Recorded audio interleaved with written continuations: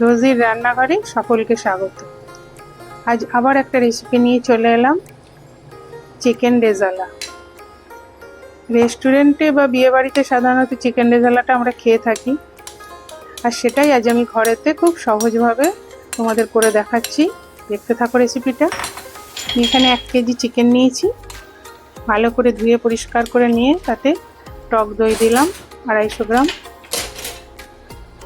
আদা রসুনের পেস্ট দিলাম, গোলমরিচের গুঁড়ো দিলাম, আর দিলাম কেশর। কেশরের ধাগা দিয়ে দিলাম, আর নুন।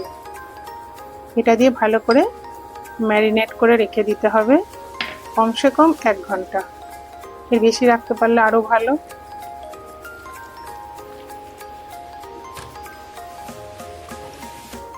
খুব ভালো করে মেখে 1 ঘন্টার মতো রেখে দিতে হবে। এবার একটা মশলা তৈরি করব। তাতে দিয়েছি ধনে, গোটা ধনে, গোটা জিরে, গোটা মৌরি, 4টে এলাচ, 2টো জয়িত্রী। এটাকে একটু হালকা ড্রাই রোস্ট করে নেব।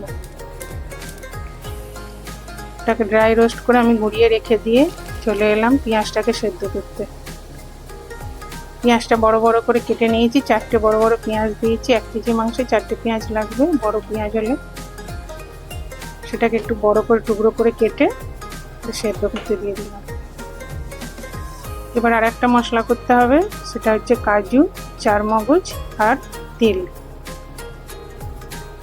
এটাকেও পেস্ট করে রেখে দিতে হবে। এটা একটু জল দিয়ে পেস্ট করতে হবে বা দুধ দিয়ে। এটা পেস্ট করে ওটাকেও রেখে দিয়ে এলাম। আর পেঁয়াজটা সেদ্ধ হয়ে গেছে, খুব বেশি সেদ্ধ হবে না, জাস্ট কাঁচা ভাবটা চলে যাবে। সেই সময় পেঁয়াজটাকে আমি তুলে নিচ্ছি। ওটাকে তুলে নিয়ে ওটাকে একটা পেস্ট বানিয়ে রেখে দিলাম। দিয়ে আবার ফিরে এলাম, প্যান গরম করে এবার আসল রান্নায় চলে এলাম। এই তেজপাতা, এখানে 2টো তেজপাতা, 5টা শুকনো লঙ্কা আর 1 চামচ গোলমরিচ, এটা আমি ফোড়নে দিয়েছি, আর একটা দারচিনির টুকরো। এটা ফোড়নে দিয়ে বেশ একটা খুব সুন্দর গন্ধ বেরোবে। সেই সময় পেস্ট করা যে পেঁয়াজটা ছিল সেটা দিয়ে দিলাম।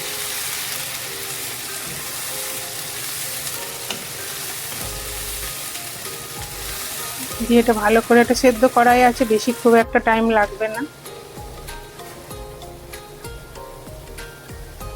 এরপর যে আদা রসুনটা অর্ধেকটা দিয়েছিলাম ম্যারিনেটের সময়, এবার বাকিটা দিয়ে দিলাম এতে। দিয়ে আরও ভালো খানিকক্ষণ ধরে কষে নিতে হবে পেঁয়াজটাকে আর আদা রসুনের সাথে। এরমভাবেই কষতে হবে যে আদা রসুনের কাঁচা গন্ধটা চলে যাবে। এই যে দেখো, একটু হালকা ড্রাইও হয়ে গেছে কষতে কষতে।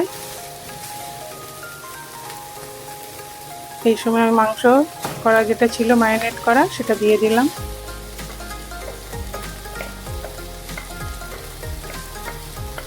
এতে কোনো হলুদ বা লঙ্কার গুঁড়ো পড়ে না, যার জন্য রঙটা হালকা সাদাই হয়। আর কেশরটা দেওয়ার জন্য একটু লাইট ইয়েলো কালার আসে, দেখো খুব সুন্দর লাগে। যার জন্য রেজালার কালারটা এতই সুন্দর লাগে না, এই কেশরটা দেওয়ার জন্য খুব ভালো লাগে। এটাকে এবার কষতে হবে, চাপা দিতে হবে, কষতে হবে, বারবার চাপা দিতে হবে আর একটু করে কষতে হবে। 2-3 মিনিট করে চাপা দিতে হবে, তাহলে একটু জলটা ছেড়ে যাবে। জলটা ছেড়ে গেছে, 2বার আমি চাপাটা দিয়েছি। দিয়ে বেশ ভালো রকম মনে হলো একটু সেদ্ধটা হয়েই এসেছে। সেই সময় আমি এবার পেস্ট করা যেটা কাজু, চারমগজ আর তিলের পেস্টটা ছিল সেইটা এবার দিয়ে দিচ্ছি।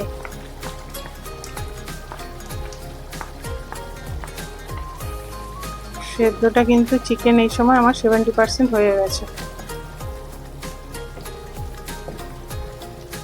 এবার এই পেস্টটা দিয়ে আর কিছু একটু ভালো করে ফুটিয়ে নিতে হবে।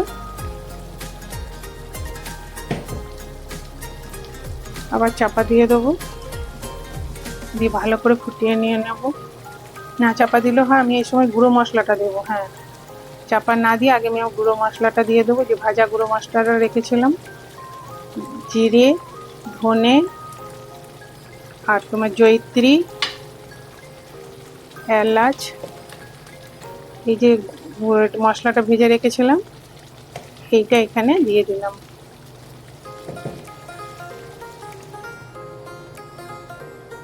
এটা দিয়ে এবার ভালো করে একটু ফুটিয়ে নিলেই আমার রান্না শেষ।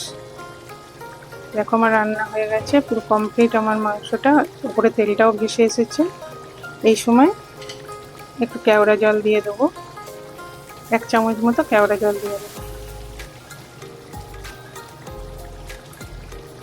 একদম লাস্টে কেওড়া জলটা দেওয়ার পর গ্যাসটা আমি অফ করে দেবো চাপা দিয়ে।